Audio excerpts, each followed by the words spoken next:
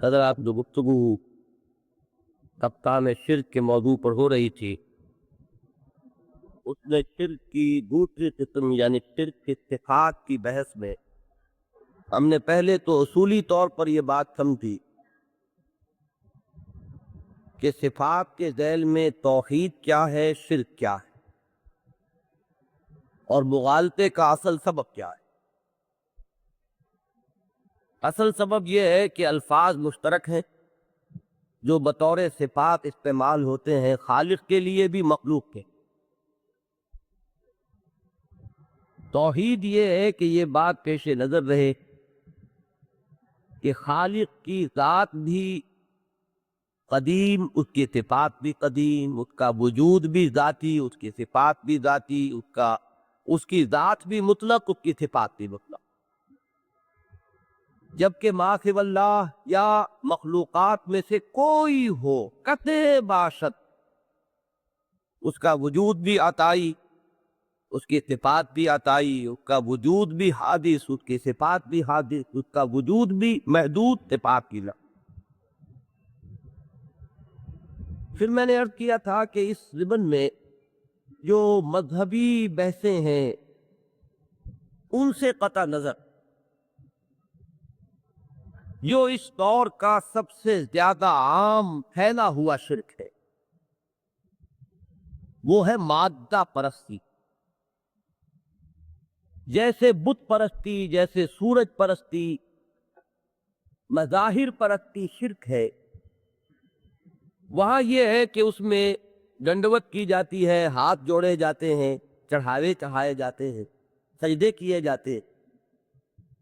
ویسے ہی مادہ پرستی شرک ہے، یہاں مادے کے لیے معبد نہیں ہے، سجدہ نہیں ہے، ہاتھ نہیں جوڑے جاتے، لیکن وہ ذہنی اور قلبی تعلق جو اللہ کی ذات کے ساتھ ہونا چاہیے، جس کا ایک جامع عنوان ہے توکل، جب یہ ذہنی اور قلبی تعلق اللہ کے ساتھ ساتھ مادے کے ساتھ بھی ہو جائے یا اللہ سے ہٹ کر مادے کے ساتھ ہو جائے تو یہ شرک ہے، شرک فی التوکل۔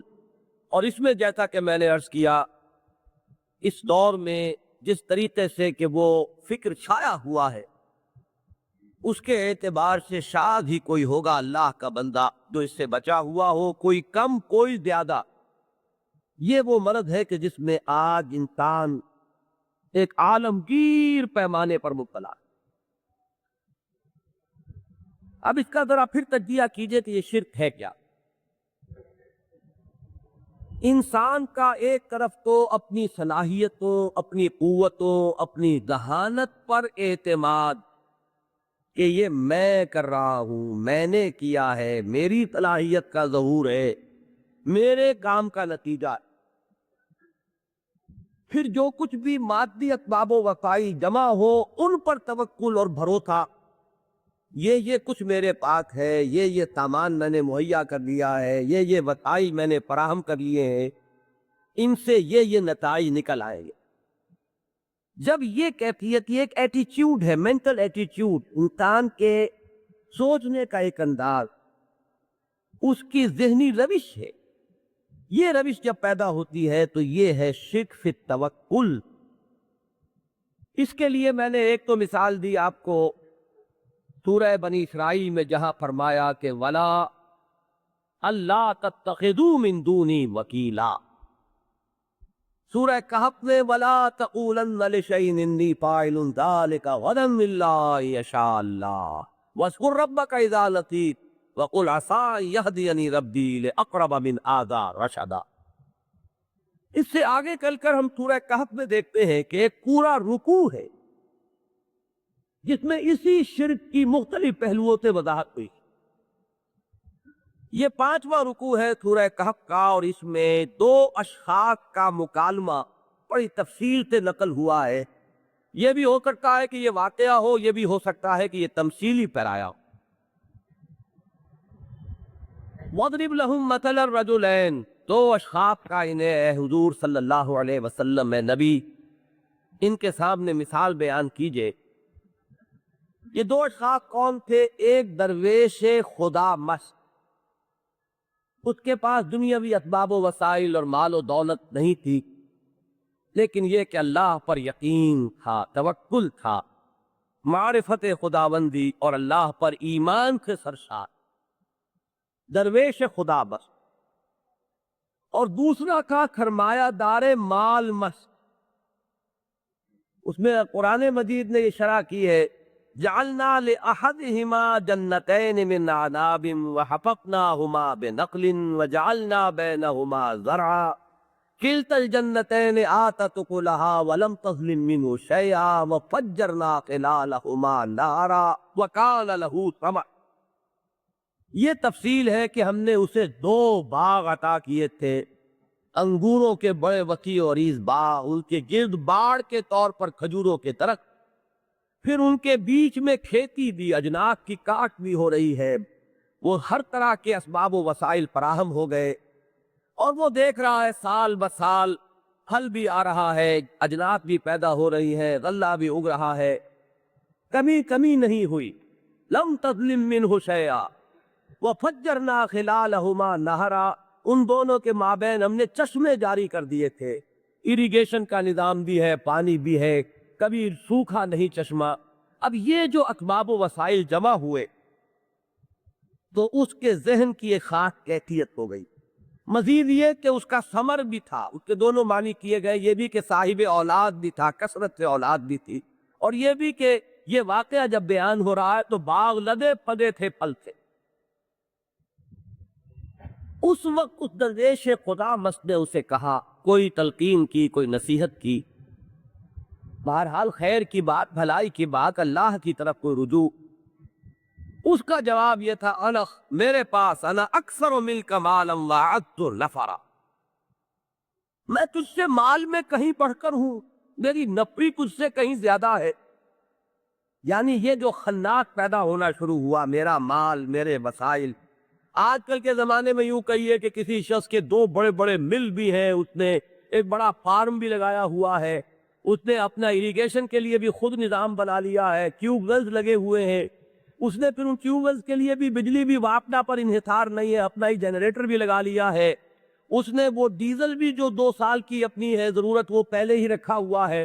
تو یہ جو اس شخص کی کیفیت ہو جائے گی، جو خنات اس کے دل میں پیدا ہوگا، وہ اس شخص کے دل میں پیدا ہو گیا تھا۔ لہذا اس درویش خدا بخش کے جواب میں اس نے کہا، انا اکثر منک مالا وعدت نفرا، یہ تم جوتیاں پٹکارتے پھرتے ہو اور ہمیں آئے ہو نصیحت کرنے، ہمارے پاس یہ ہے، ہمارے پاس یہ مال و متاع ہے، ہمارے پاس یہ ساز و سامان ہے، آخر یوں ہی تو نہیں ہو گیا، کچھ ذہانت ہے، کوئی فطانت ہے، کوئی ہم نے سوچا ہے، کوئی کام کیا ہے، تب یہ چیزیں ہمیں آتی ہیں۔ وَدَخَلَ جَنَّتَهُ وَهُوَ ظَالِمٌ لِّنَفْسِهِ قَالَ مَا أَظُنُّ أَن تَبِيدَ هَٰذِهِ أَبَدًا۔ یہ گفتگو کرتے ہوئے ہی کہیں وہ باغ میں داخل ہوئے، اب جو اس نے منظر دیکھا باغ کا، تو اور اس کا نشہ جو ہے 2 آتشا ہو گیا، بڑا لہلہاتا ہوا باغ اس میں ہر طرف سے، تو اور جو نشہ چڑھا اس کو، تو اس نے کہا ما أظن أن تبيد هذه أبدا، کیا مجھے ڈراتے ہو خدا سے اور یہ اور وہ، میں نہیں سمجھتا کہ میرا یہ باغ کبھی بھی تباہ ہو سکتا۔ یہ ہے وہ پھر چہل مرکب جب پیدا ہوا۔ یہ ذہن میں رکھیے کہ اس شخص نے پورے رکوع کو آپ پڑھ جائیے گا، ویسے تو اس رکوع کے لیے درس اگر میں پورا دوں تو گھنٹہ چاہیے، اس کو تو پڑھیے گا جا کر، کہیں کسی دیوی کا ذکر نہیں ہے، کہیں کسی دیوتا کا ذکر نہیں ہے، ذکر ہے تو انہی اسباب و وسائل اور دنیاوی دولت اور ساز و سامان کا ذکر ہے، اور کہیں یہ اس نے نہیں کہا کہ یہ فلاں دیوی کا مجھ پر کرم ہے اور فلاں دیوتا کی کرپا سے یہ ہو گیا، یہ کہ کچھ نہیں، بلکہ اگلی جو آیت ہے اس سے واضح ہوتا ہے کہ وہ ماننے والا ایک ہی رب کا ہے۔ وَلَئِن رُدِدتُّ إِلَىٰ رَبِّي لَأَجِدَنَّ خَيْرًا مِّنْهَا مُنقَلَبًا۔ اول تو مجھے خیال نہیں کہ کہیں رب کی طرف لوٹنا بھی ہے، لیکن اگر مجھے لوٹا دیا گیا تو جب میرے اندر یہ صلاحیتیں ہیں تو مجھے یہاں یہ کچھ ملا ہے، وہاں مجھے اس سے بڑھ کر ملے گا۔ تم یہاں جوتیاں پٹخار رہے ہو، وہاں بھی جوتیاں پٹخارو۔ یہ اس کا وہ خناق ہے کہ جو کا ظاہر ہوا۔ اس بندہ خدا نے جواب دیا، اکفرت بالذی خلقک من تراب، کیا تو نے کفر کیا ہے اس ذات کا جس نے تجھے مٹی سے پیدا کیا، ثم من نطفۃ، پھر نطفے سے، सुम्मा सव्वाका रजोला, फिर तुझे एक मुकम्मल इंसान बना दिया। लाकिन्नहु अल्लाहु रब्बी वला उशरिकु बिरब्बी अहदा। मैं तो उस एक ही रब का मानने वाला हूं, वही एक अल्लाह मेरा रब है, मैं उसके साथ किसी को शरीक करने के लिए तैयार नहीं। लौला इस दखल का जन्नत का कुलता माशा अल्लाह। नोट कीजिए यहाँ, है बदबख्त, ये क्यों ना हुआ कि जब तू अपने बाग में दाखिल हुआ था तू कहता माशा अल्लाह। ये माशा अल्लाह क्या है कि इंसान देखे और ये समझे कि ये सब कुछ अल्लाह की मशीयत का ज़हूर है, ये मेरी कुव्वतों का, मेरी सलाहियतों का, मेरी तवानाइयों का ज़हूर नहीं है। माशा अल्लाह, जो अल्लाह ने चाहा, ये अल्लाह का करम है, ये उसकी कृपा है, ये उसकी देन है, ये उसका फजल है। ये है असल में तौहीद। अगर आप कहीं घर में दाखिल हो और आपको वहां को अच्छा मंजर नजर आए, बच्चे खेल रहे हैं, घर के अंदर खुशी का माहौल है, एक बसता हुआ हरा भरा घर है, फौरन जबान से निकलना चाहिए माशा अल्लाह। कहीं असबाबो वसाइल पर न हो जाए निगाह, बल्कि यह कि निगाह को एक ही जक़्त में पहुंचना चाहिए मुसब्बबुल असबाब तक। वो है कि जिसकी करम, जिसके फजल का ये ज़हूर है, ये किसी की कोई महारत और किसी की जहानत और किसी और की कारीगरी और किसी और की फितानत और किसी और की होशियारी नहीं। उस दरवेश खुदा मत ने फिर कहा, अथा रब्बी अन युतियनी खैरम मिन जन्नतिक। मैं जिस रब पर यकीन रखता हूं, मुझे यकीन है कि अगर वो चाहे मुझे तेरे बाग से बेहतर बाग अता फरमा दे। वयुरसिला अलैहा हुस्बानम मिनस समा, और तेरे इस बाग पर कोई आफत आसमान से ऐसी ना भी करे, फतुस्बिह सईदन दलका, कि वो चकियल मैदान बनकर रह जाए जिसमें खाक उड़ रही हो। औ युस्बिह माहु गौरा फलन तस्ततिअ लहू तलबा, या उसका पानी जो है वो जमीन के अंदर उतर जाए और तू कहीं से उस पानी को खींच कर न ला। ये वो खुदा मत की बात थी जो उसकी जबान से निकली। मैंने एक हदीस कई दफा आपको सुनाई, हुजूर ने फरमाया कि अल्लाह के कुछ बंदे ऐसे भी होते हैं कि वो अगर कहीं गलती से किसी बात पर कसम खा बैठे तो अल्लाह ताला उनकी कसम की लाज रखता है। वो बात यहां भी वही तमरी खींच लिया गया और खत्म कर दिया गया उसके ये सारा कमर जो था। हो सकता है कि कोई ऐसी वबा आई हो कि सारी औलाद भी हलाक हो गई, और एक ही कोई बबूला काफी है कि जो पूरे के पूरे बाग को झुलसा कर और चला गया हो। फअस्बह युकल्लिबु कतरैह, अब वो रह गया अपनी हथेलियां मसलता हुआ। ये मैंने क्या कुछ इसमें सर्व किया, कितनी इन्वेस्टमेंट की, कितनी मेरी मेहनत इसमें लगी, सारी उम्र की मेरी कमाई इसमें थी, और ये चश्मे ददर में खत्म हो गई। उसके बाद उसकी जबान पर लफ्ज आया, या लैतनी लम उशरिक बिरब्बी अहदा। हाय मेरी शामत, काश के मैंने अपने रब के साथ किसी को शरीक न ठहराया होता। अब यहां आप देखिएगा कि ये कौन सा शिर्क है। इस पूरे रुकू में किसी बाल का और किसी देवता का और किसी देवी का और किसी लात और मनात का और किसी उज़्ज़ा का कोई जिक्र उसकी जबान पर भी आया है। तो वाला इर्रुदित तो इला रब्बी, अगर मैं अपने रब की तरफ लौटा दिया गया तो उसी रब का एक तक। ये शिर्क क्या है? ये उस मादे पर शिर्क है, असबाब व वसाइल पर शिर्क है, दौलत पर जो है तवक्कुल है, ये उस पर भरोसा है, अपनी तवानाइयों, अपनी कुव्वतों, अपनी जहानत, अपनी समझ, अपनी दूर अंदेशी, अपनी मामला फहमी, इसका घमंड जो है, ये वो चीजें हैं कि जिसको इस पूरे रुकू में शिर्क से ताबीर किया है। ये है वो मादा परस्ती का शिर्क कि जो पहले शायद कहीं शाज़ होता हो, आज वो यूनिवर्सल है। साइंस क्योंकि इसी बुनियाद पर परवान चढ़ी और उभरी। पूरी साइंस जो है इस कायनात के तमाम फिनोमेना को ऐसे एक्सप्लेन करती है कि ये अज खुद हो रहा है, आपसे आप हो रहा है, ऑटोमेटिक है ये निजाम। Physical changes, chemical changes, physical laws है जो गवर्न कर रहे हैं, उससे ये खुद ब खुद जो कुछ है होता चला जा रहा है। उधर से भाप उठी, भाप इधर गई, हवा उधर ले गई, बादल बन गए, बारिश बरस गई। कहीं खुदा का, खुदा की मशीयत का, खुदा के इरादा का, खुदा के इज़्न का कहीं कोई जिक्र नहीं है। पूरा तमाम फिजिकल फिनोमेना जो है وہ بغیر کسی ریفرنس کے اللہ کی طرف ان سب کو ایکسپلین کیا جا رہا ہے، اور اس کا جو مجموعی اثر بیٹھا ہے کہ خدا کا اگر کوئی ہے بھی اقرار تو وہ تو کہیں کسی ایک کونے میں دماغ کے اس کو رکھ کر بٹھا دیا ہے، باقی جو ہے سارا ہمارا توکل، ہمارا بھروسہ، ہمارا اعتماد، یہ سارا کا سارا مادی اسباب و وسائل پر، یہ ہے وہ مادہ پرستی کا شرک جس میں کم و بیش ہم میں سے ہر شخص مبتلا۔ اسی کو ایک حدیث کے حوالے سے سمجھیے۔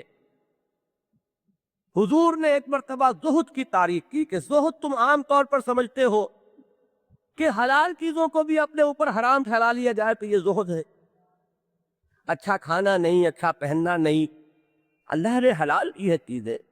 قل من حرم زینۃ اللہ التی اخرج لعبادہ والطیبات من الرزق، ان حلال چیزوں کو اپنے اوپر حرام کر لینا زہد نہیں۔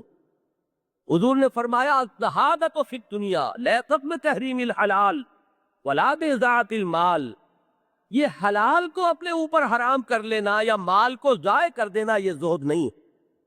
ولکن الزہادۃ فی الدنیا، زہد کیا ہے؟ اب نفی کے بعد اثبات، وہ زہد کیا ہے؟ ان تکون ما فی ید اللہ اوثق مما فی یدک، زہد یہ ہے کہ جو کچھ اللہ کے ہاتھ میں ہے اس پر تیرا وثوق، تیرا اعتماد، تیرا توکل زیادہ ہو جائے اس سے کہ جو تیرے ہاتھ میں، جو وسائل تیرے پاس ہے ان سے زیادہ تیرا اعتماد اور بھروسہ اور توکل ان چیزوں پر ہو جائے جو اللہ کے پاس ہے۔ اللہ کی قدرت اور میری پاس جو کچھ ہے، ہماری جیب میں پیسہ ہے تو دل کو سکون ہے، جیب میں پیسہ نہیں تو دل جو اڑا ہوا ہے، اس لیے کہ اللہ کے خزانوں پر تو ہمارا اعتماد نہیں، اللہ کی رزاقیت پر تو یقین نہیں، جتنا یقین پیسے پر ہے اس کا عشر عشیر یقین جو ہے وہ قدرت خداوندی پر نہیں۔ یہ ہے اس دور کا اصل، اسے کفر کہہ لیں، اسے شرک کہہ لیں۔ یہ کفر کی وہ تعریف ہوگی جو میں ایک درویش کے حوالے سے کئی مرتبہ بیان کر چکا ہوں کہ جو دم غافل سو دم کافر، جو انسان کا سانس غفلت میں نکلتا ہے وہی در حقیقت ایک لو کے کفر میں اس کا وقت گزرا ہے۔ تو وہ کفر اور وہ شرک جو ہے وہ یہ ہے کہ بتوں سے تجھ کو امید ہے، خدا سے نو امیدی، مجھے بتا تو صحیح اور کافی کیا۔ حضور نے جو توحید کی تلقین کی ہے، حضرت عبداللہ ابن عباس اپنے چچا زاد بھائی کو، اس بات کو ذہن نشین کر لے کہ اگر تمام انسان مل کر تجھے کوئی نفع پہنچانا چاہیں نہیں پہنچا سکتے مگر بس وہی کچھ جو اللہ نے لکھ دیا ہے، اور تمام انسان مل کر اگر تجھے کوئی نقصان پہنچانا چاہیں نہیں پہنچا سکتے مگر وہی کہ جو اللہ نے لکھ دیا ہو۔ جب تک کہ انسان کے اندر یہ کیفیت پیدا نہیں ہوتی کہ تمام فیم اور رجا کا مرکز اللہ کی ذات ہو جائے، ما سوی اللہ سے امید اور خوف دونوں منقطع ہو جائے، جب تک یہ کیفیت نہیں، جو اصل توحید ہے وہ حاصل نہیں۔ اصل ہی توحید کا نام تو ولایت خداوندی ہے۔ الا ان اولیاء اللہ لا خوف علیہم ولا هم یحزنون، ان کی امیدیں اور ان کا خوف وہ سب ما سوی اللہ سے کٹ کر اللہ کی ذات پر آ کر مرتکز ہو جاتا ہے۔ امید ہے تو اللہ سے ہے اور خوف ہے تو اللہ سے، کسی اور سے نہ کوئی خوف ہے، کسی کے کیے کچھ نہیں ہو سکتا جب تک کہ اللہ نہ چاہے، کوئی میری بگڑی بنا نہیں سکتا جب تک کہ اللہ نہ چاہے، کوئی میری تکلیف رفع نہیں کر سکتا اگر اللہ نہ چاہے، کوئی میری مدد نہیں کر سکتا اگر اللہ نہ چاہے، کوئی مجھے گزند نہیں پہنچا سکتا اگر اللہ نہ چاہے۔ تو ماں سوا سے خوف اور امید دونوں کا جب تک کہ منقطع ہو جانے کی کیفیت نہ ہو جائے، اور یہ دونوں جب تک کہ اللہ کی ذات کے ساتھ منسلک نہ ہو جائے، توحید کی لذت انسان کو حاصل نہیں ہوتی، توحید کا لذت آشنا انسان نہیں بنتا۔ ویسے یہ ہے کہ زبان سے وہ تو بڑا آسان ہے، لا الہ الا اللہ کہہ دینا، اس میں تو ظاہر بات ہے کوئی مشکل نہیں۔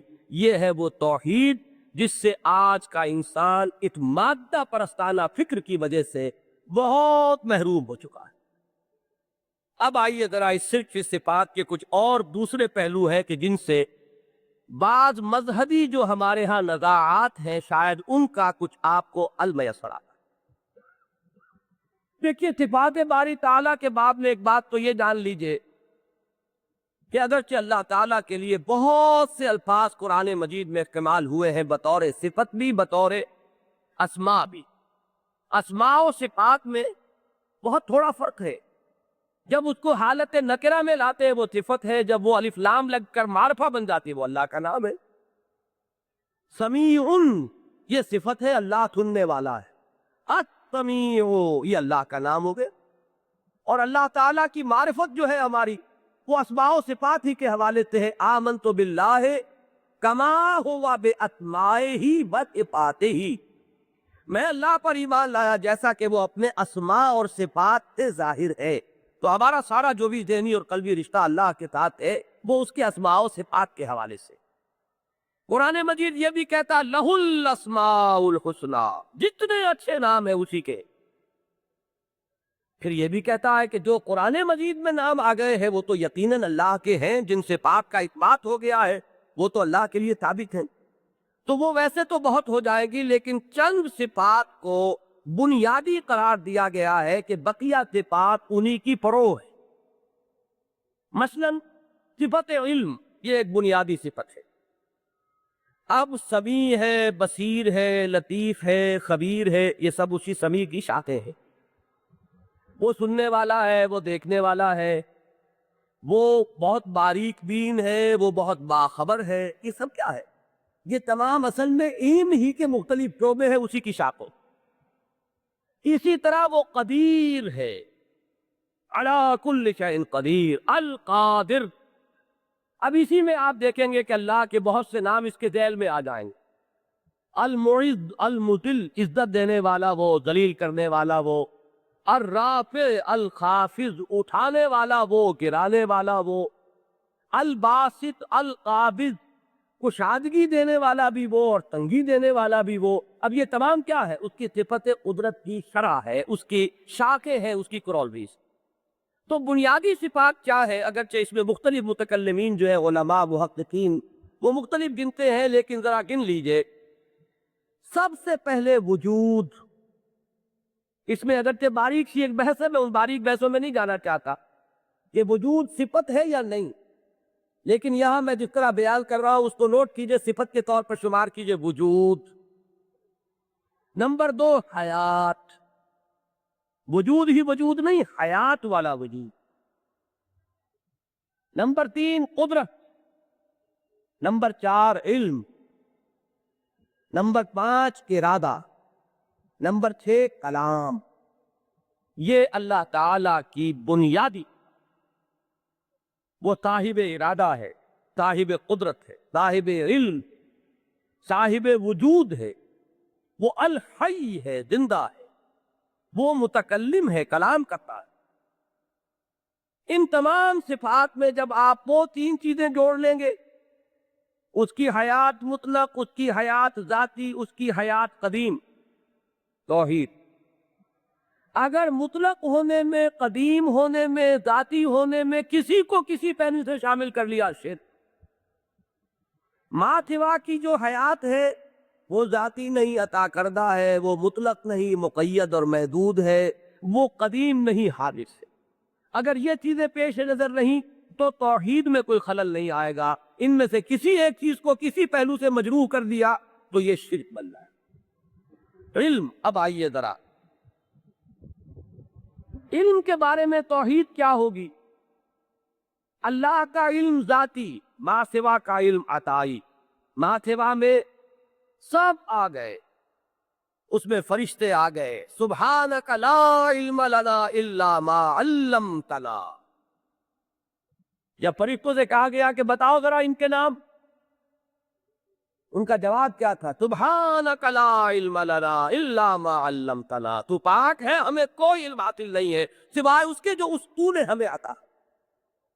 معلوم ہوا کہ ما سوا کا علم عطائی ہے. فرشتے ہو، انبیاء ہو، رسول ہو، اولیاء اللہ ہو، بڑے سے بڑا علامہ ہو، بڑے سے بڑا فہامہ ہو، کیسے باشد، اس کا علم عطائی ہے، ذاتی نہیں ہے. اس کا علم حادث ہے، قدیم نہیں ہے. پہلے نہیں تھا پھر آیا. اس کا علم محدود ہے، مطلق نہیں ہے، لامتناہی نہیں ہے. اگر کہیں اس کو لامتناہی قرار دے دیا کسی کے علم کو، وہ شرک ہو جائے گا. یہ تینوں قیدیں اگر ہیں تو شرک نہیں ہے، ان میں سے ایک قید بھی ہٹ گئی تو شرک ہو جائے گا۔ یہ ہے اصل بات۔ اس پہ اب وہ جو علم غیب کا مسئلہ ہے اسے حل کر، وہ جو بحثیں ہمارے ہاں طویل بڑے جھگڑے علم غیب ہے کہ نہیں ہے، ایک طرف سے نفی اور نفی میں اتنا زور، وہ میں نے آپ کو واقعہ ہی بتا دیا، اور دوسری طرف سے اس بات تو عالم الکل، عالم ما کان وما یکون۔ اب یہ جو انداز ہے وہ اس کو مطلق بنا دینے والی شان، ان دونوں چیزوں کے اندر جو اس وقت رسا کشی ہوئی ہے اس میں اصل بات کو سمجھیے۔ اور میں یہاں پھر آپ کو بتاؤں کہ میں نے الحمدللہ اللہ تعالیٰ کے جو احسانات مجھ پر ہیں ان میں سے ایک یہ بھی ہے کہ شروع ہی سے یہ عادت تھی کہ معاملے کی تحقیق کرو کہ مسئلہ ہے کیا۔ میں بھی ساہیوال میں تھا، میڈیکل کالج میں زیر تعلیم تھا، وہاں ایک بریلوی مکتب فکر کے عالم دین ہے، میں ان کے پاس گیا، میں نے کہا کہ مجھے سمجھائیے یہ مسئلہ کیا ہے، علم کے بارے میں بحث کیا ہے، اختلاف کیا ہے، آپ کا موقف کیا؟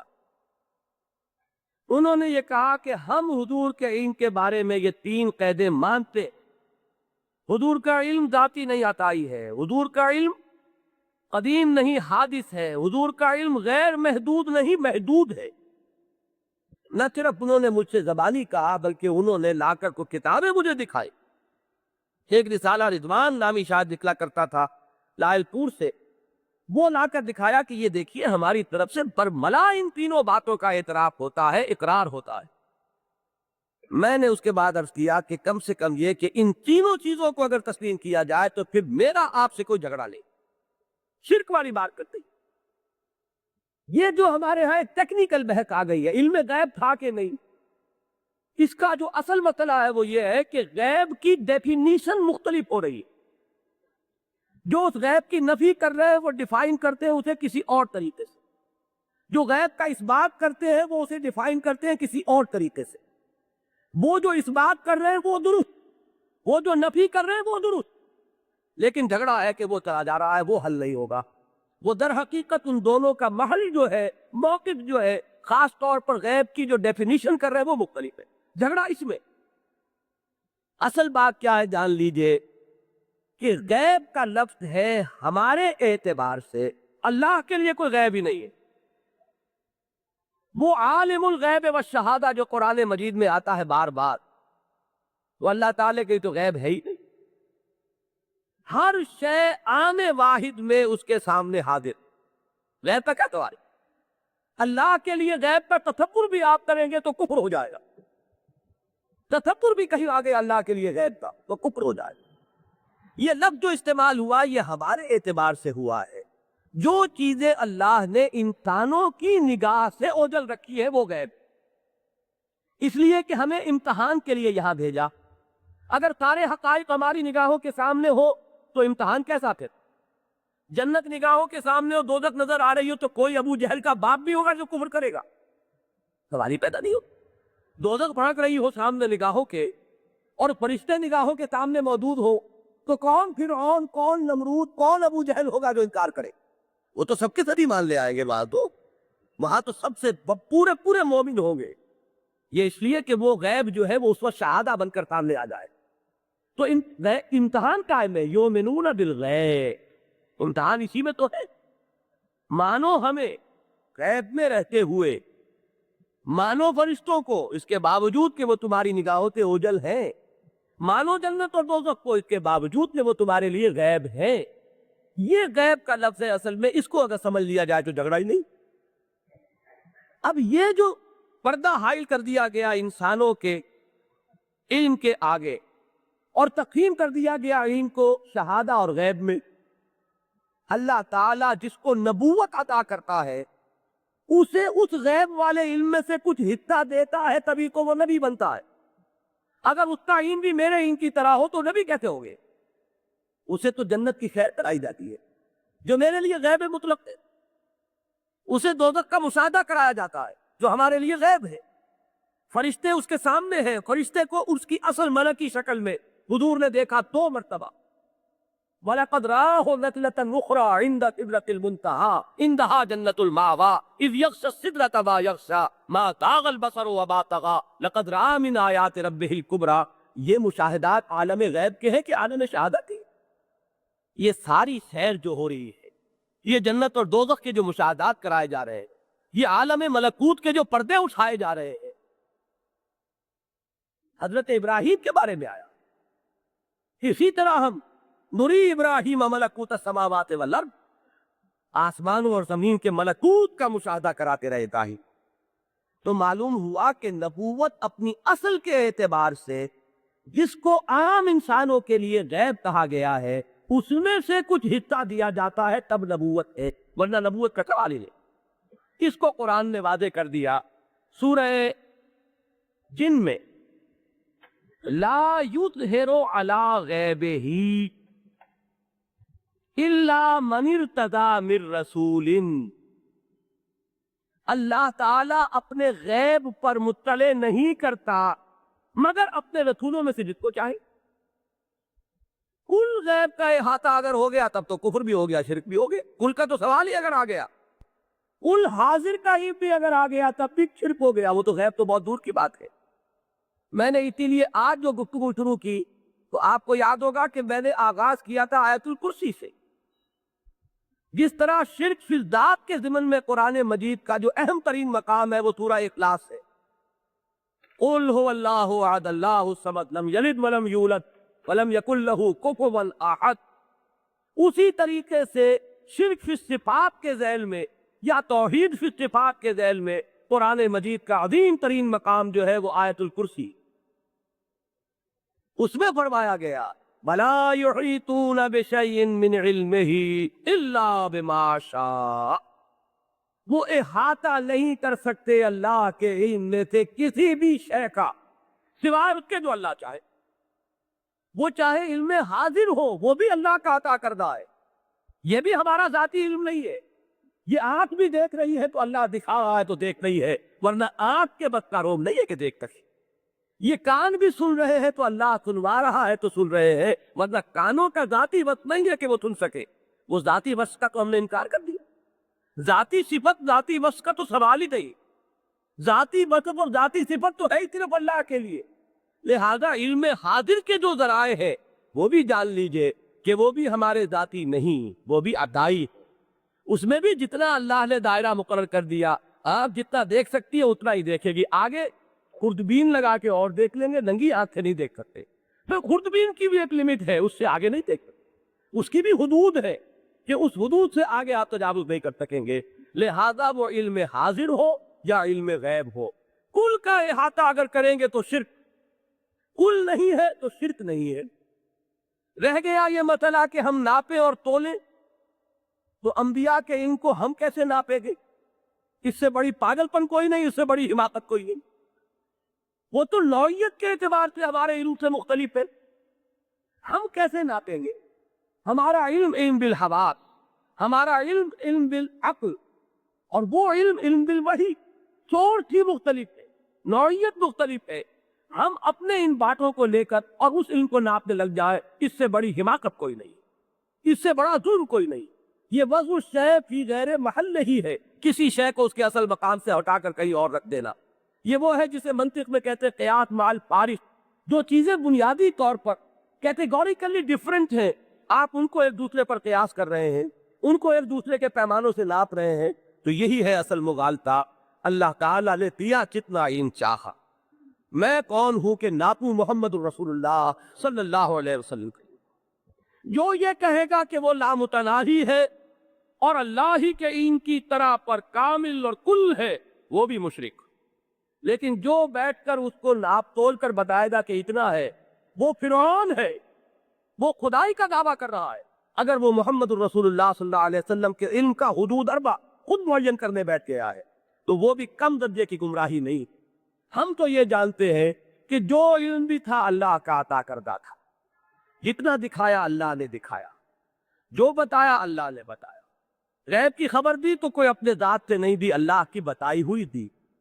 جو لوگ غیب کی نفی کرتے ہیں وہ غیب کو ڈیفائن کرتے ہیں، وہ علم جو خود حاصل ہو وہ غیب ہے، تو خود تو یہاں پر چٹان پر علم بھی حاصل ہونے کا امکان نہیں۔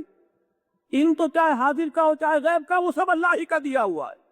تو یہ ساری ڈیفینیشن کا اصل میں فساد ہے کہ ڈیفینیشن تم نے غلط کی ہے جس کی بنا پر نفی کر رہے ہو، اور یہ کہاں سے لے آئے ڈیفینیشن ہمیں پتہ نہیں، کہاں کس حدیث سے یہ منقول ہے، کس قرآن مجید کی کس آیت سے یہ منقول ہے؟ قرآن نفی کرتا کوئی غیب کا علم نہیں، لا یظہر علی غیبہ الا من ارتضی من رسول، یہ غیب کے پردے اللہ اٹھاتا ہے صرف نبیوں کے لیے، کتنے اٹھاتا ہے، کتنی اس کی مشیت ہے، کس کو کتنا دکھاتا ہے، یہ وہ جانے، اس کا رسول جانے، جس نے دیکھا وہ جانے۔ یہی وجہ ہے کہ جب قرآن مجید میں سورۃ النجم میں ذکر ہوتا ہے شب معراج کا، وہاں کیا دیکھا محمد نے، ذرا غور کیجئے گا، بہت اہم نکتہ میں بیان کر رہا ہوں۔ اب میں کیا سمجھوں گا اسے کہ کیا دیکھا؟ اگر بیان بھی کر دیا جائے تو میرے تو حاشیہ خیال میں بھی نہیں آ سکتا وہ کہ کیا دیکھا۔ لہذا قرآن نے کیا کہا؟ لَقَدْ رَأَىٰ مِنْ آيَاتِ رَبِّهِ الْكُبْرَىٰ، انہوں نے دیکھا اپنے رب کی بڑی عظیم آیات کو، بس۔ سدرۃ المنتہا پر کیا تھا؟ اگر قرآن جو ہے بیان بھی کرے تو میری بن میں کیا آئے گا؟ میری ذہن کی وہ سطح نہیں کہ میں سمجھ۔ لہذا کیا فرمایا؟ اِذْ یغشی السدرۃ ما یغشی، جبکہ ڈھانپے ہوئے تھا اس میری کے درخت کو جو ڈھانپے ہوئے تھا۔ تم کیا سمجھو گے کہ کیا ڈھانپے ہوئے تھا؟ لہذا تمہیں کیا بتائے کہ کیا ڈھانپے ہوئے تھا؟ وہ جو کچھ اس میری کے درخت کے اوپر چھایا ہوا تھا، جو چھایا ہوا تھا، اور دیکھا ہمارے بندے نے، محمد نے صلی اللہ علیہ وسلم، اپنے رب کی بڑی عظیم آیات کو۔ تم اسی پر قناعت کرو، اس سے آگے تمہارے لیے تمہارے حاشیہ خیال میں آنے والی بات نہیں۔ یہ ہے معاملہ ہمارا، ہمارے علم کا، ہمارے حدود کا، اور ہم اس کو لے کر چلیں ناپنے انبیاء کرام کے علم کے، اور پھر جو سید المرسلین ہے، سید الانبیاء ہے، محمد الرسول اللہ صلی اللہ علیہ وسلم، ان کے علم کو ناپنے چلے تو یہ ہماری غلطی ہے، بنیادی قصور یہاں۔ ہاں اگر کوئی یہ سمجھا ہے کہ وہ عالم الکل ہے، عالم ما کان وما یکون ہے، اچھا ما کان وما یکون کو بھی سمجھ لیجئے۔ کہنے والا اس نیت سے بھی کہہ سکتا ہے کہ ان کا علم ماضی پر بھی ہے اور مستقبل پر بھی ہے، تو کوئی غلط تو نہیں؟ ماضی کی بھی بہت سی خبریں حضور کو دی گئیں، مستقبل کی بھی بہت سی خبریں حضور کو دی گئیں۔ جب تک کہ کہنے والا اس احاطے کے ساتھ نہ کہے کہ کل ماضی اور کل مستقبل کا علم ان کے پاس ہے، تب تک وہ بات نہیں ہوتی۔ وہ صرف دو کیٹیگریز کے اعتبار سے، جب حضور قرآن مجید کے بارے میں بھی یہ بیان کرتے ہیں صلی اللہ علیہ وسلم کہ فیہ نبأ ما قبلکم وخبر ما بعدکم، اس میں جو کچھ تم سے پہلے ہوا ہے اس کی بھی خبریں ہیں، اور جو کچھ تمہارے بعد ہونے والا ہے اس کی بھی خبریں ہیں۔ تو قرآن میں اگر ماضی کی خبریں بھی ہیں اور مستقبل کے بھی حالات کے اشارے موجود ہیں، تو کیا محمد الرسول اللہ صلی اللہ علیہ وسلم قرآن کا علم بھی نہیں رکھتے کہ انہیں معلوم نہ ہو کہ ماضی میں کیا ہوا ہے اور مستقبل میں کیا ہوا؟ ساری فساد کی جڑ اگر ہے تو ایک لفظ کل ہے، کل آ گیا تو کفر بھی ہے اور شرک بھی ہے۔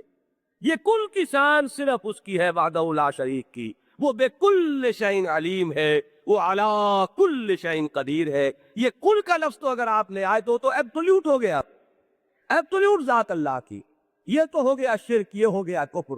یہ نہیں ہے تو پھر یہ کہ یہ ایک لفظی نزاع ہے، صرف اصطلاح کا جھگڑا ہے، ڈیفینیشن کا ٹکراؤ ہے، ورنہ واقعہ یہ ہے کہ کوئی بنیادی مسئلہ اختلافی موجود نہیں۔ اور آگے آئیے، اب اس کو تو میں نے ذرا تفصیل سے بیان کر دیا، اس لیے کہ یہ ہمارے ہاں کے بڑے محتم بشان مسائل میں سے ہے جو حل نہیں ہو رہے۔ باقی ذرا تھوڑی تھوڑی سی جھلک دکھاتا چلوں۔ ارادہ ہم بھی کرتے ہیں، ارادہ اللہ کا بھی ہے، لیکن وہ فعال لما یرید ہے، جو ارادہ کرے کر گزرنے والا، کسی اور کی یہ شان نہیں۔ سب کے ارادے اللہ کے ارادے کے تابع، اللہ کا ارادہ مطلق کسی کے تابع نہیں، اسے کہیں سے سینکشن نہیں لینی۔ میں نے جیسا کہ مثال دی ہے کئی مرتبہ، وہ فرعون جو خدائی کا مدعی تھا، وہ لاچار اور بے بس ہو کر رہ گیا، وہ حضرت موسیٰ کو قتل کرنے کا ریزولوشن اپنے وہاں دربار میں پیش کرتا ہے، اور درباری جو ہے وہ نہیں مانتے، اور فرعون کے ہاتھ بن گئے۔ یہ مطلق شان اللہ کی، فعال لما یرید، وہ جو چاہے، جو ارادہ کر لے کر گزرنے والا۔ مشیت، کوئی بات جس پر کہ حضور نے ٹوک دیا تھا میری مشیت کو خدا کی مشیت کے مد مقابل نہ لے آنا کہیں. اجعلتنی للہ ندا، کیا تم نے مجھے خدا کا مد مقابل بنا دیا؟ مشیت مطلق صرف اس کی. یفعل ما یشاء، یخلق ما یشاء، بار بار ملے گا. یہدی من یشاء، یضل من یشاء، جس کو چاہے ہدایت دے، اس کا اختیار مطلق ہے. تم روک نہیں سکتے اس کا ہاتھ، وہ چاہے تو ابو جہل کو ہدایت دے دے آنے واحد میں. جس کو چاہے بخش دے. یغفر لمن یشاء ویعذب من یشاء، جس کو چاہے عذاب دے اور جس کو چاہے بخش دے. اگر وہ ابو جہل کو بخشنا چاہے کون روکے گا؟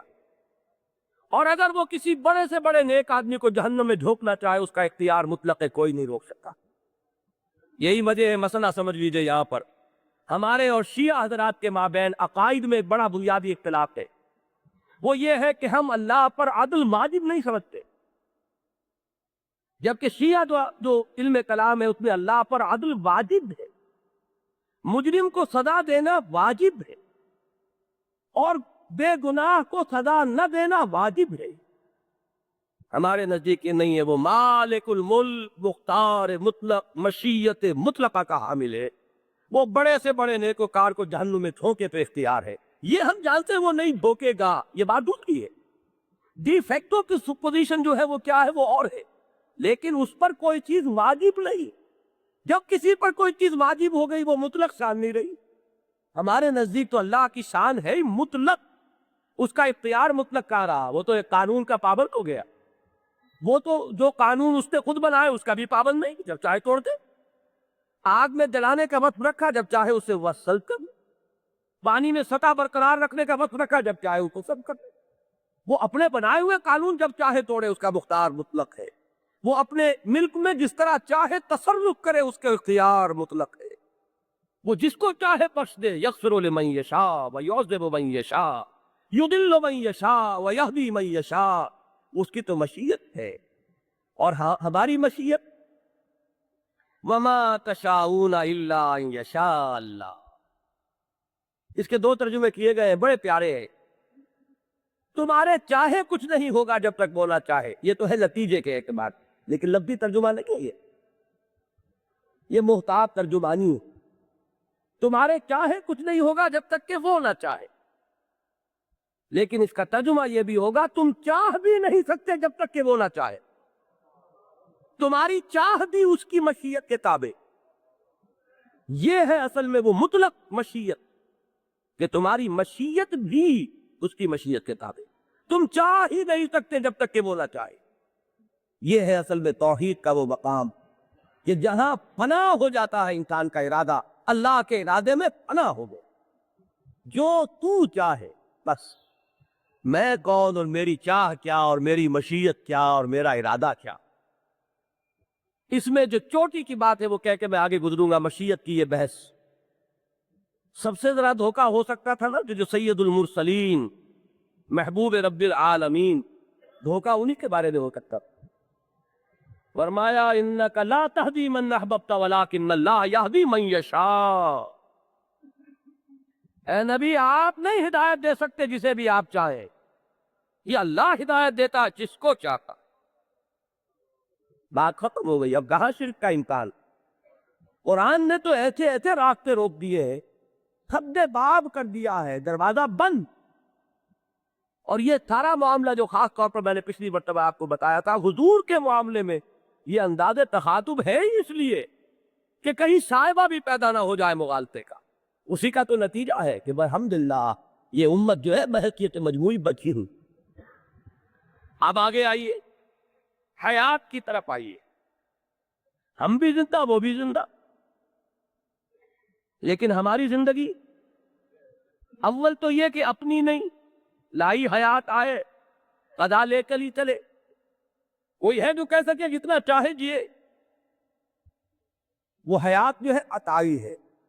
نمبر دو، اس حیات کا دار و مدار اسباب پر ہے. کھاؤ گے تو زندہ رہو گے، نہیں تو مر جاؤ گے. آکسیجن نہ رہے تو مر جاؤ گے. اگر مسلسل تمہیں جگائے رکھے 15-20 دن تو موت واقع ہو جائے. معلوم ہوا کہ یہ حیات بڑی ہی کمزور حیات، बड़ी ही बेचारा जिंदगी, बड़ी ही मजबूर जिंदगी, दूसरों के बल पर कायम, सहारों के बल पर, ये क्रचिस के बल पर है ये जो चल रहा है सिलसिला। खाओगे तो जिंदा, नहीं खाओगे तो मर गए। ये हयात जिसके साथ शौक है, जिसके साथ एहतियाज है, जिसके साथ आराम की जरूरत है, जिसके साथ नींद है, और वो हयात क्या है? कोई आयतुल कुर्सी की तरफ रेफर कीजिए। अल्लाहु ला इलाहा इल्लाहु अल हय्युल कय्यूम ला ताखुज़ुहु सिनतुन वला नौम। उसकी जिंदगी वो जिंदगी है जिसमें ना ऊंग है ना नींद है। उसकी वो कुव्वतें जो है उनमें इज़्मेलाल पैदा नहीं होता। हमने ये पूरी कायनात आसमान और जमीन से जिनों में पैदा किए, वमा मस्सना मिन लुगूब, और हमें कोई थकान तारी नहीं हुई। अपने जिंदगी के फिनोमेना पर हमें कयास न कर बैठना। हमारी जिंदगी कुछ कुछ असबाब के बल पर कायम नहीं, कायम बिज़ात है। अल हय्युल कय्यूम, खुद ब खुद कायम है वो जिंदगी, वो किसी और के सहारे पर कायम नहीं। वो हयात जाती है, किसी की अताई नहीं। वो किसी सहारे की मोहताज नहीं, बल्कि खुद बा खुद कायम है। उसमें कोई ज़ौक़ और एहतियाज नहीं। ला ताखुज़ुहु सिनतुन वला नौम, उसमें कभी किसी तकान का कोई शायबा नहीं। अब आप सोचिए, इस जिंदगी को उस जिंदगी के मुकाबले में जिंदगी कहा जा सकता है? ये तो सूरत जिंदगी है, जिंदगी नहीं है। जिंदगी कहाँ है? ये लफ्ज़ जरा गौर से सुनिए, सूरत हयात है, हयात नहीं है। हयात तो सिर्फ अल्लाह के लिए। सूरत इल्म है हमारे पास, इल्म नहीं है। अल इल्म सिर्फ अल्लाह के लिए। एक सूरत है इरादे की हमारे अंदर, इरादा कहाँ है? इरादा हकीकतन मुतलकन सिर्फ अल्लाह के लिए। एक झलक सी है मशीयत की हमारे अंदर, मशीयत कहाँ? मशीयत सिर्फ उसके लिए। यानी नतीजा निकालिए इससे, यानी जुमला सिफात के बारे में जब सिफात मखलूक को सिफात खालिक के मुकाबले में रखा जाएगा तो क्या कहा जाएगा कि मादूम के दर्जे में है हकीकत की। नजर आती है सिफात, वाक़अतन नहीं है। उसके मुकाबले जब तकाबुल होगा, वरना इल्म है हमें, अल्लाह के इल्म के मुकाबले में नहीं है। हयात है हमारे अंदर, हयात खुदाबंदी के मुकाबले में नहीं। हर चंद कहे कि है, नहीं है। इरादा, मशीयत, इल्म, कुदरत अल्लाह के मुकाबले में नहीं है। मैं एक बहुत अहम बहस की तरफ जा रहा हूं, इसको जरा अच्छी तरह, ये जो हमने अलजबरा का फार्मूला यहां निकाला उसको पहले पल्ले बांध लीजिए। इसके लिए सनद ले आओ हुजूर के कौल से। दुआए इस्तिखारा वो है जिसके बारे में सहाबा किराम ये फरमाते हैं कि हुजूर ने हमें इस तरह तलकीन फरमाई जैसे कुरान मजीद। इस दुआ की अज़मत का ये आलम, अल्लाहुम्मा इन्नी अस्तखीरुका बिइल्मिका व अस्तक़दिरुका बिक़ुदरतिका व अस्अलुका मिन फ़ज़लिकल अज़ीम। ऐ अल्लाह, मैं तेरे इल्म से खैर की भीख मांगता हूं। इस्तिखारा खैर तलब करना। व अस्तक़दिरुका बिक़ुदरतिका, तेरी कुदरत से कुदरत की भी भीख मांगता हूं। वअस्अलुका मिन फ़ज़लिकल अज़ीम, और ऐ रब मैं तेरे फजल अजीम से कुछ सवाल कर रहा हूं। वो ये भीख मांगना है। हजरत मूसा अलैहिस्सलाम के जो अल्फाज सूरह क़सस में आए, रब्ब इन्नी लिमा अंज़लता इलैया मिन खैरिन फ़क़ीर, ऐ रब तू जो भी मेरी झोली में डाल दे मैं उसका मोहताज हूं और फकीर। मकाम अब्दियत तो यही, अंतुमुल फुक़राउ इलल्लाह। ये तीन जुमले बड़े अजीब है मकाम अब्दियत की वज़ाहत के लिए। इन्नी अस्तखीरुका बिइल्मिका व अस्तक़दिरुका बिक़ुदरतिका व अस्अलुका मिन फ़ज़लिकल अज़ीम। अब अगले दो टुकड़े देखिए, फ़इन्नका तक़दिरु वला अक़दिरु व तअलमु वला अअलमु। ये क्या बात कह दी हुजूर ने? अगर इसको अल्फाज पर आप महमूल करेंगे तो ये झूठ करार पाएगा। अगर आपने इसको तकाबुल में न रखा, मुझे कोई बातिल नहीं, झूठ हो जाएगा। दीन तो हमें भी हाकिम है कुछ ना कुछ। حضور کا تو کہنا ہی کیا، مجھے کوئی قدرت حاصل نہیں. کیسے؟ اصل میں یہاں تقابل ہے. تیرے علم کے مقابلے میں میرا علم نفی ہے، زیرو. تیری قدرت کے مقابلے میں میری قدرت نفی ہے، زیرو ہے. تو جب صفات باری تعالیٰ کے ساتھ تقابل ہوگا تو مخلوق کی صفت معدوم کے درجے میں شمار ہوگی. حضرت موسیٰ علیہ السلام کا جو واقعہ سورہ کہف میں ہے، اگرچہ یہ تفصیل اس میں نہیں ہے لیکن اسی سفر کا واقعہ ہے. کیوں یہ سیر کرائی تھی حضرت موسیٰ کو، جاؤ ہمارے ایک بندے کے پاس جسے ہم نے علم لدنی عطا فرمایا ہے. وہاں آتا ہے روایات میں کہ حضرت خضر نے، اگرچہ ان کا نام قرآن میں نہیں ہے، حضرت موسیٰ کو بتایا ہے موسیٰ یہ جو کشتی کے کنارے پر آ کر یہ چڑیا بیٹھ گئی اور اس نے سمندر میں چونچ ڈال کر پانی پیا، اس پانی کو کوئی نسبت ہے اس سمندر کے پانی سے؟ کوئی نسبت. کتنا پانی اس کی چونچ میں آیا اور یہ پانی جو اس سمندر میں ہے، کوئی ریشیو پروپورشن؟ جان لو کہ کل مخلوقات کے علم کو اللہ کے علم کے مقابلے میں یہ نسبت بھی حاصل نہیں. یہ ہے علم کا مقابلہ. تو اللہ کے علم کے مقابلے میں حضور فرما رہے انک تقدر ولا اقدر ولا اب تعلم ولا عالم. اسی کو اب آخری بحث جو ہے اس مسئلے کے اوپر لے آئیے، یہ ہے وحدت الوجود کی بحث.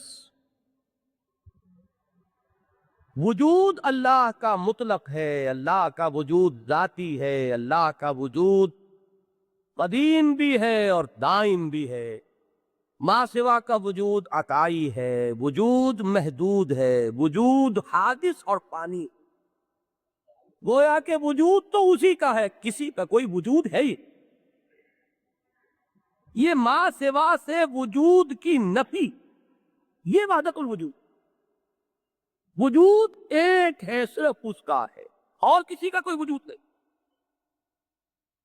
یہ در حقیقت اس توحید کی صفات کی بلند ترین منزل ہے جو یہاں نہیں پہنچا. فکری سطح کے اعتبار سے جان لیجئے وہ توحید کی آخری منزل تک نہیں پہنچا. لیکن ہوا یہ ہے اس معاملے میں اس لیے اس کو ذرا تھوڑا سا اس وقت بیان کر رہا ہوں کہ اس میں بڑا سوء ظن ہے ہمارے بہت سے لوگوں میں خلوص کے ساتھ کہ وہ ہمارے صوفیاء کرام میں سے جو وحدت الوجود کے قائل ہیں، جو زیادہ منہ پھٹ ہیں، وہ ان کو مشرک بھی کہہ دیتے ہیں. لیکن یہ کہ باقی لوگ بھی یہ تو کہیں گے گمراہی کی طرف چلے گئے، اس لیے کہ وہ کنفیوز کر رہے ہیں. وہ جو پینتھیزم تھا جو بیان کیا تھا اس کو کنفیوز کر رہے ہیں اس وحدت الوجود سے. اس کو میں نے بھی کہا تھا کہ وہ شرک ہے، وہ کفر ہے. اس میں اور اس میں فرق کیا ہے جان لیجئے. وہاں جو میں نے مثال آپ کو بتائی تھی کہ برف پگھل کر پانی بن گیا تو پانی ہی برف ہے، برف معدوم ہو گیا پانی ہے، لیکن پانی ہی برف ہے. اس اعتبار سے یہ کائنات حقیقت قرار پاتی ہے، خدا اس میں گم ہو جاتا ہے. یہ بالکل برعکس ہے اس کے جو یہ نظریہ ہے کہ حقیقت وجود صرف خدا کے لیے ہے، ما سوا کا وجود ہی نہیں. تو زمین و آسمان کا فرق ہو گیا. اس میں وہ حقیقت، مخلوق حقیقت، خالق اس میں گم. یہاں خالق کی اصل حقیقت اور مخلوق کا وجود گم. تو یہ تو ضد ہے ایک دوسرے کی، برعکس ہے ایک دوسرے کے. اس کو کنفیوز کر لیا گیا ہے جس کی وجہ سے بہت سے لوگوں کو مغالطہ ہے. اب اس کو ہمارے ہاں ابن عربی کا فلسفہ، پھر مولانا روم ہو، پھر ہمارے ہاں بڑے بڑے جتنے بھی مشہور ہیں وہ سب اس کے قائل. جب اس کا کنفیوژن زیادہ ہوا تو اس میں اصلاح کی. حضرت مجدد الفسانی رحمت اللہ علیہ نے وحدت الوجود کے بجائے وحدت الشہود کا نظریہ پیش. وہ نظریہ کیا ہے ذرا اس کو سمجھ لیجئے کہ اس کائنات کے اور اللہ کے وجود کے تقابل میں یہ بات کہی جا رہی ہے کہ حقیقی وجود صرف اللہ کا ہے. یہ وجود اعتباری ہے. یہ جیسے سایہ ہوتا ہے، درخت ہے اس کا وجود ہے، اس کا سایہ زمین پر پڑ رہا ہے، اس کا کیا وجود ہے؟ نظر تو آ رہا ہے نا، سایہ ہے، اس کا وجود کوئی نہیں۔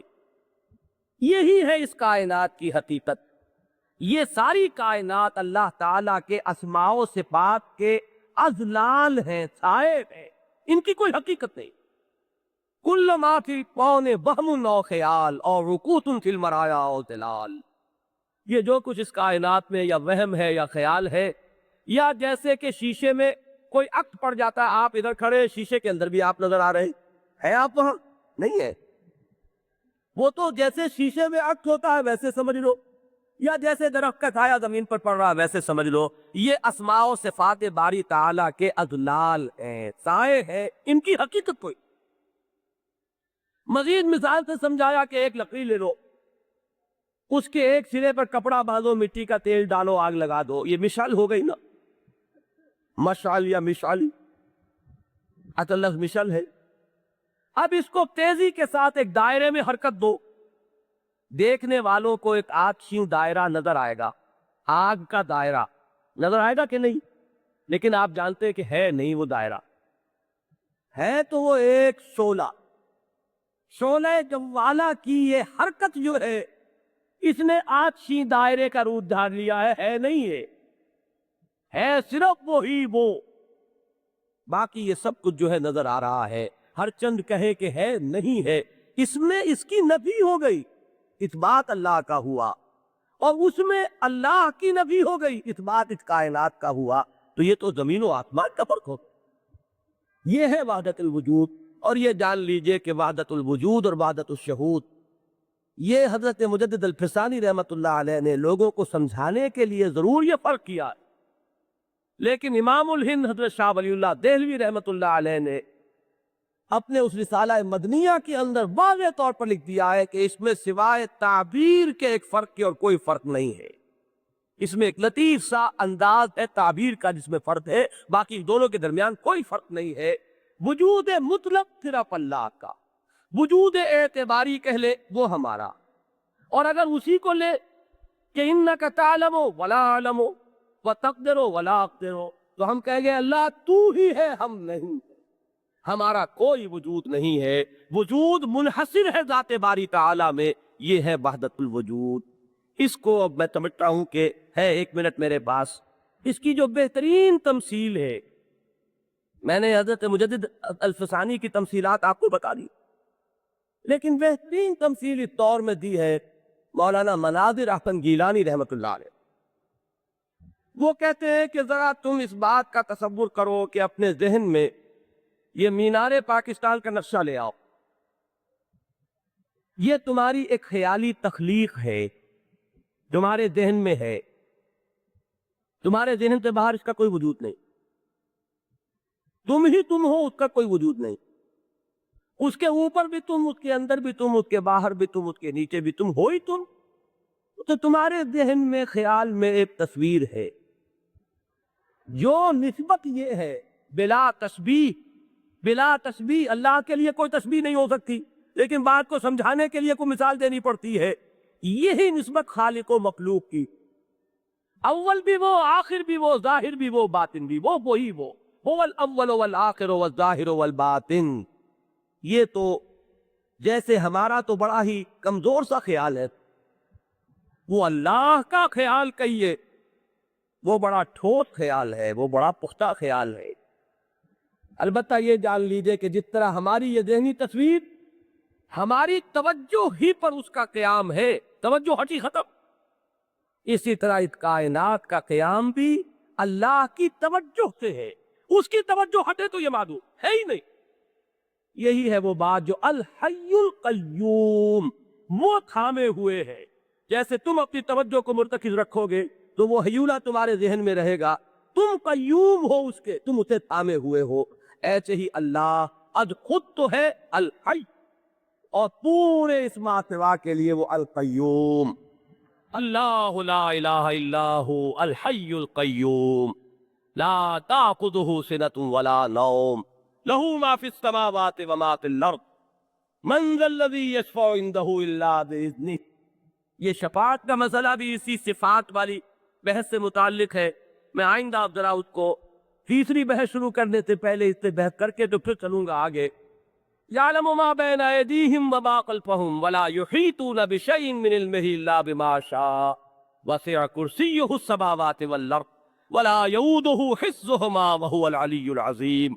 بارك الله لي ولكم في القرآن العظيم ونفعني وإياكم بالآيات والذكر الحكيم.